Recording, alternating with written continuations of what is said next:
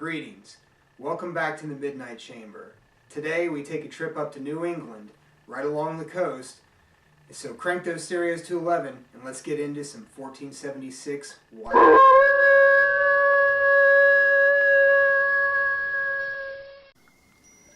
Alright, we've got a pretty hefty one today. I've got some long history with this record, this band. So we'll start at the beginning. 2007, 1476 was formed out of kind of the ashes of a Salem, Massachusetts band called the Sinking Spells, which I'm sure Rob's going to murder me for even mentioning that band. He's a forward-thinking kind of guy. If there's something that really leaves a bad, it's the same way with me. If it leaves a bad taste in your mouth, you kind of just want to put it to the side, kind of forget about it, and move forward. In this case, the Sinking Spells were what they were. A good little punk band. Move forward. He forms 1476. Recruits Neil on drums. Obviously they started jamming right before that. Of course, they're based out of Salem, Massachusetts, of all places. I mean, if there's any place in New England that really fits everything this band stands for, it's Salem. And they live there. What can you say? So, we'll leave their first record, A Wolf Sage, for a different day.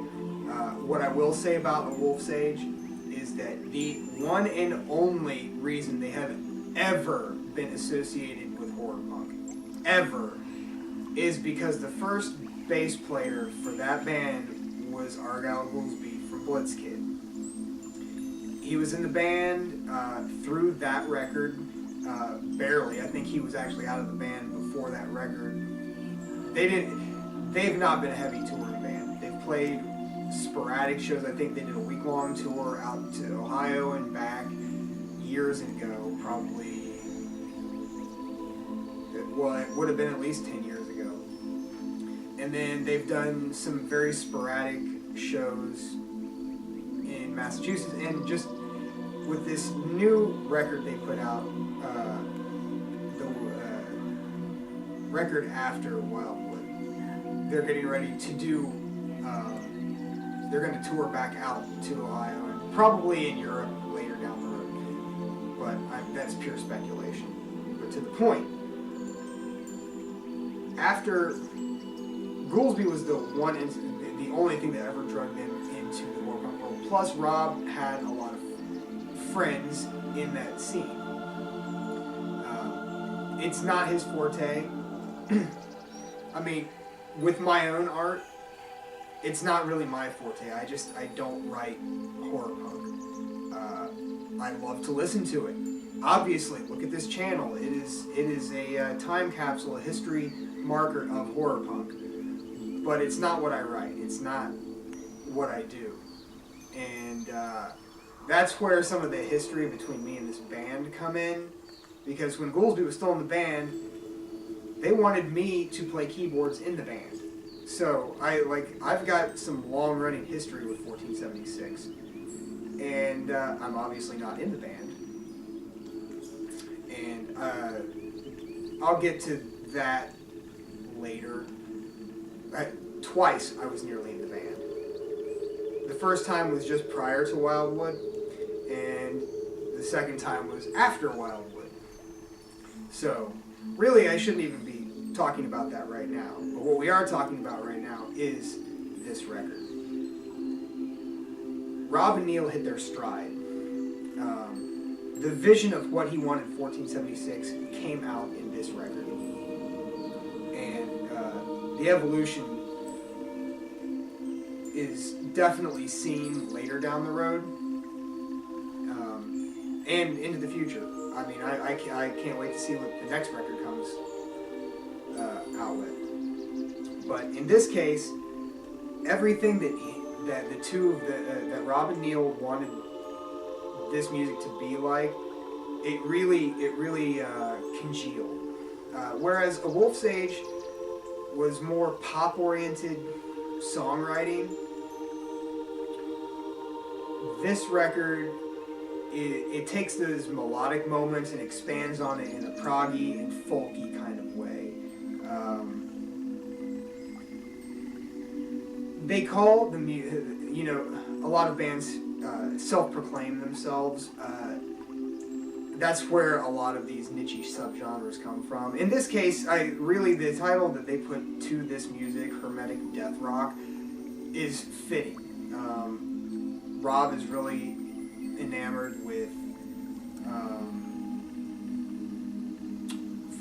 like older religions, northern religions, a lot of really esoteric magic practices, chaos magic, that kind of thing.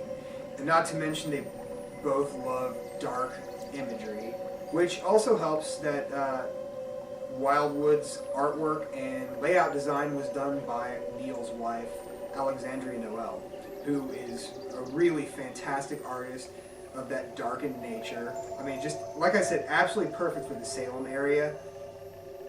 And so,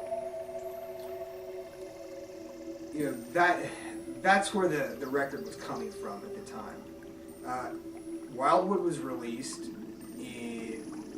independently on Rob and Neil's label, Seraphim House, in 2012. I'm going to speculate right off the top of my head that it was I think it was a fall release, if I remember correctly. I don't think it was October, I think it was early September. But I cannot remember the exact date. I know it was mid 2012. I know it was it was after spring. That was when the spring was around the time they were getting the album ready. So, 2012, the album was released. Like everything that has ever come out on Seraphim House. I mean, they just knocked the personalization and everything out of the park. The album, just the standard CD package, which I'll insert all the close-ups right here. All right, so here is the first run of Wildwood on Seraphim House. So it's a double-side digipack, just a black tray under it with signature style 1476 very I don't know, antiquated styles of artwork.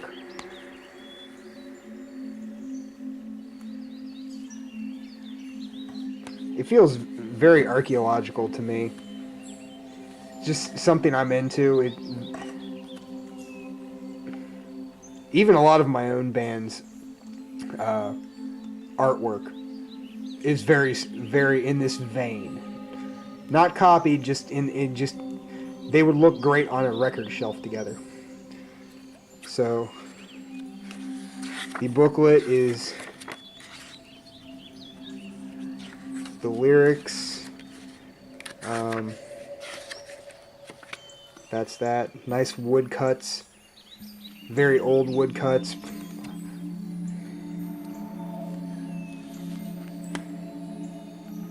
So that's the CD, and then you have the same style of gatefold digipack with the Nightside EP.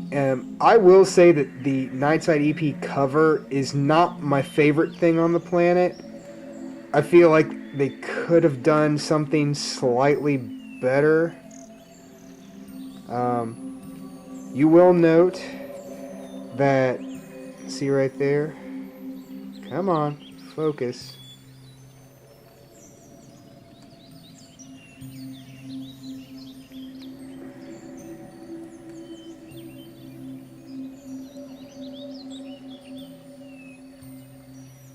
Okay, you see that?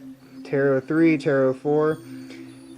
It's numbered kind of like, Rob, I know, is a pretty big Nine Inch Nails fan. And Trent Reznor labels all of the Nine Inch Nails releases as Halo releases, and I think they're up to like 30 or something like that. Well, he started numbering all the Seraphim House stuff like that. I'd have to look at the Monastery album to see if he labeled that, but I think it's just the 1476 stuff. But besides the point, this cover is just not my favorite on the planet. I mean, it doesn't represent the music within as well as I think it could. Now, the inside is really, really great.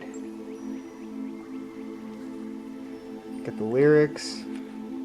You open it up again. More lyrics. And you got the back. That nice Seraphim House logo. And if we do that, the CD kind of mirrors the Wildwood one, showing it's from that same era, just different colors. Really, really great record all around. I think the LP version, which we're getting to right now. So, I think... Oh, dear me. Okay, there we go. So, same cover art with this nice green border. And then you open it up and got some sweet lyrics in it. And the back is just simple. Something can be really said about simplicity. Prophecy Productions. Really awesome. Like I said, there was a lot to this release, especially with the reissues. And it's not on anything fancy. It's just on black. But really, really handsome.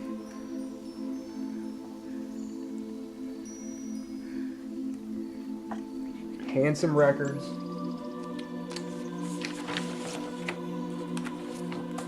And they give you the option, because these are slip sleeves that you can put the record in.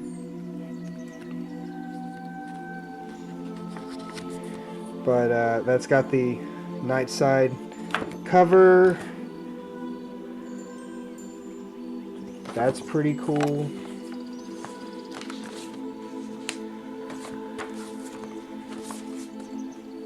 And then the other record is just black as well, but you get a nice slip sleeve for that with some of the fantastic interior artwork from the CD. Actually, it might be different artwork.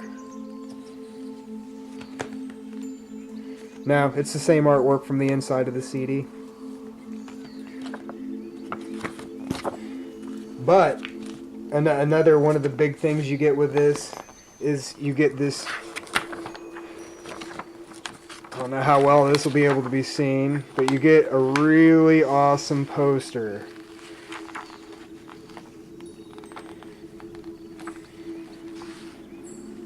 I love this woodcut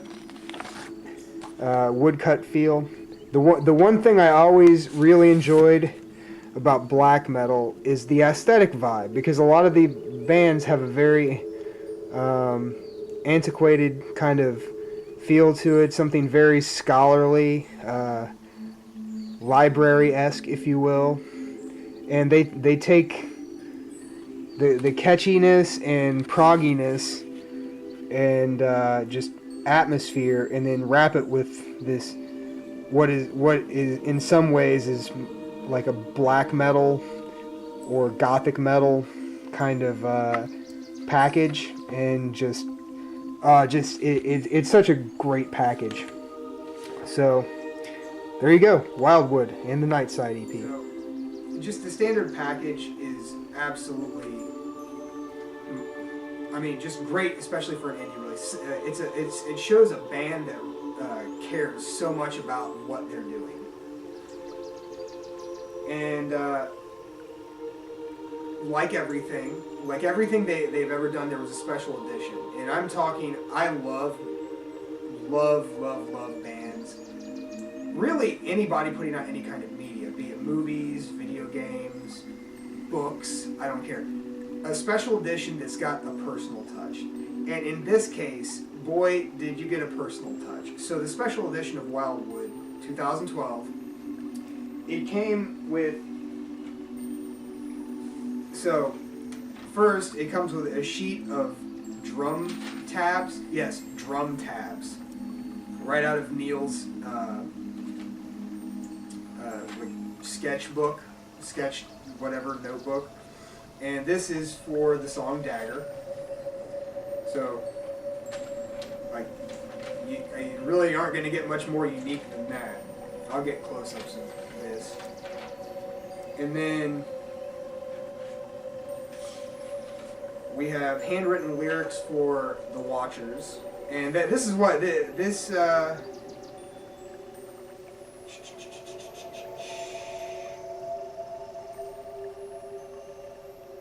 so March 12th, 2012.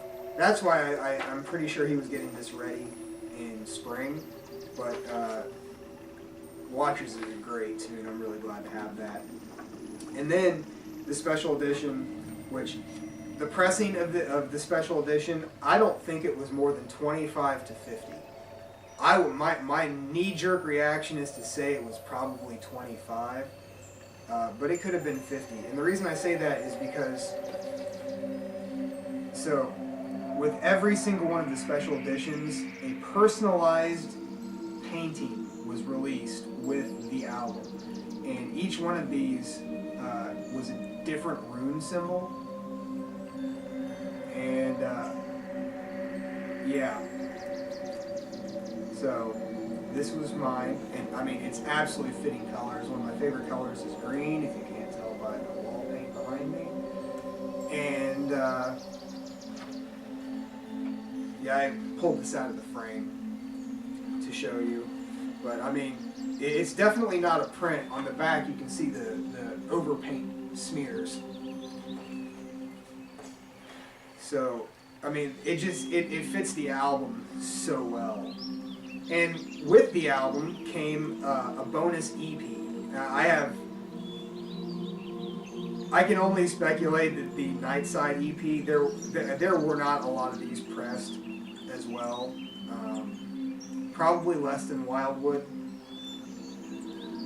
And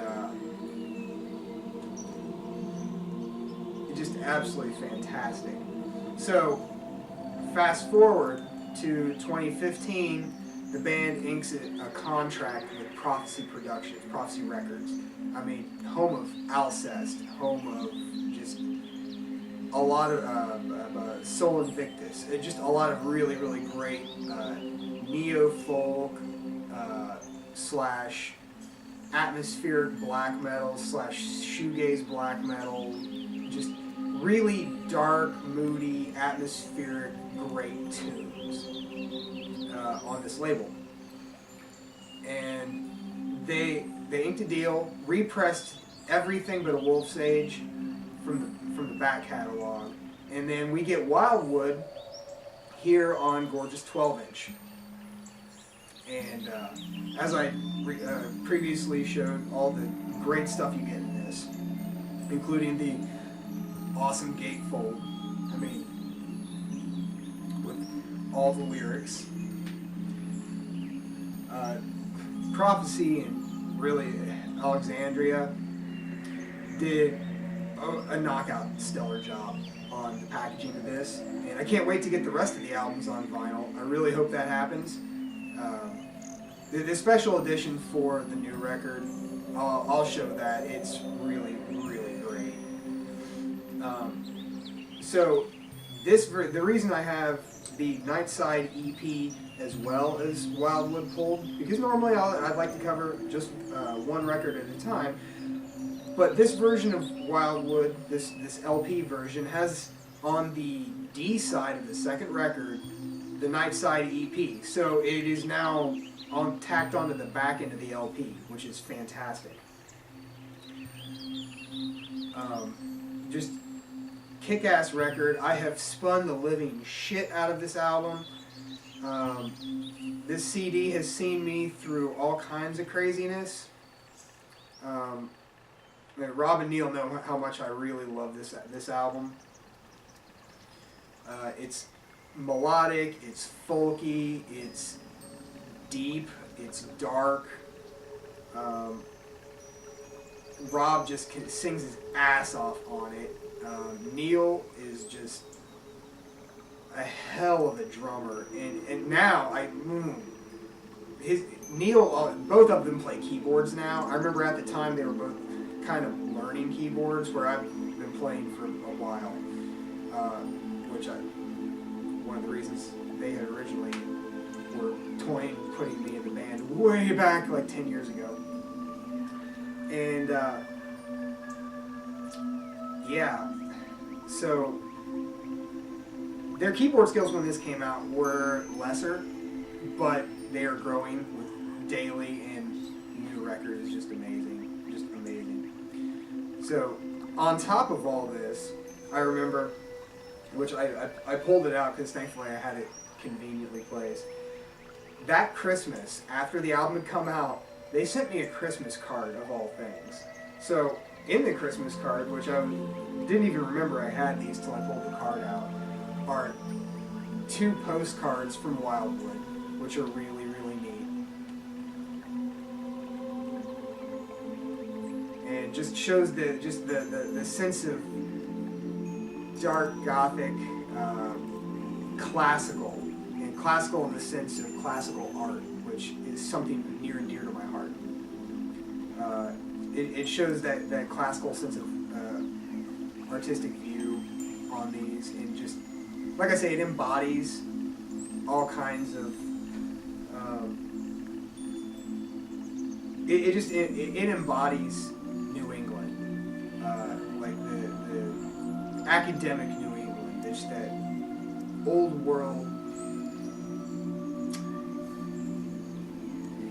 it's definitely, I don't know, classy is not even really the word I'm looking for. It's dark and old world. You know, that's the best way. And then to contrast that, we have this amazing photo Happy Holidays card, which I'll take a picture and post it here, but of Neil and a mounted reindeer head, or a mounted deer head with a Santa hat on. It just simply says Love 1476, and both the boys signed it. Absolutely fantastic. I love it. Even though things never worked out where I was playing with them, I mean, they're still fantastic friends. I love the guys to death. I look forward to every single release they've ever put out, and into the future that they will ever put out. And as soon as spring hits, I'm going to start a new show showcasing, bear with me now, new age music, ambient, atmospheric, soundtrack type things, because I have a massive collection of that. I love it. I've been listening to that stuff since I was like 12. But that'll be that'll be for a different show. But I mentioned that now because both Rob and Neil have ambient, atmospheric projects that are soothing and moody and just fantastic. And I'll get into those later. So, when it comes to Wildwood, I mean, to pick any song off it as my favorite is just impossible. The thing just flows so well, and it's a great record from top to bottom. Good Morning Blackbird was, if you had to pick a single off of it, which I would love to see a Good Morning Blackbird 7-inch. Rob, seriously, 45s. I know, I bitched to everyone about this. I want a 45. You know, I think it would be a really cool collectible, and a tour 45 would be amazing. So, or even one for Horse Dysphoria. I mean, that song kicks ass too. Stave and Fire. Oh man, you cannot pick. You can't pick one song off of this. It's too damn good.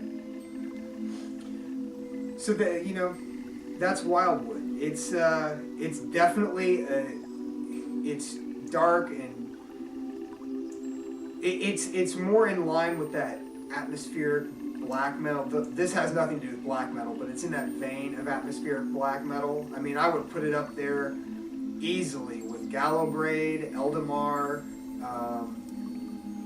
obviously Alcest. It's less folky than Sol Invictus.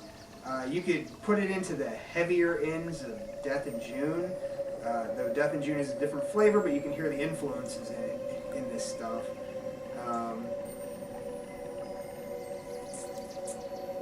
I would say Current 93, but I'm not as familiar with Current 93's back catalog as I probably should be. I know Rob's a huge Current 93 fan. He turned me onto them.